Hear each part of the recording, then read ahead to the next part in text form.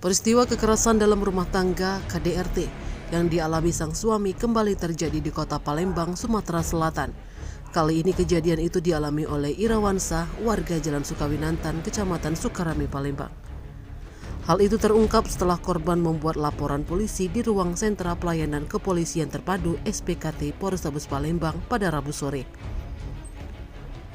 Di hadapan petugas kepolisian yang menerima laporannya, korban Irawansa mengatakan peristiwa kejadian yang dialaminya tersebut terjadi pada Selasa sekitar pukul 19.00 waktu Indonesia Barat di Jalan Lebak Sari, Kelurahan Talang Jambi, Kecamatan Sukarame, Palembang.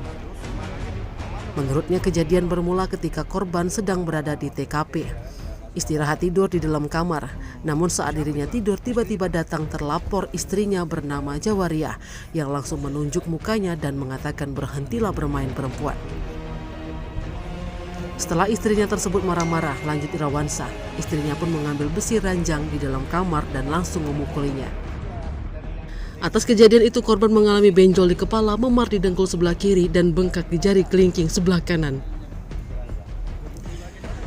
Sementara laporan korban Irawansa telah diterima pihak SPKT Polrestabes Palembang dalam tindak pidana kekerasan dalam rumah tangga UU nomor 23 tahun 2004 tentang penghapusan kekerasan dalam rumah tangga sebagaimana dimaksud dalam pasal 44.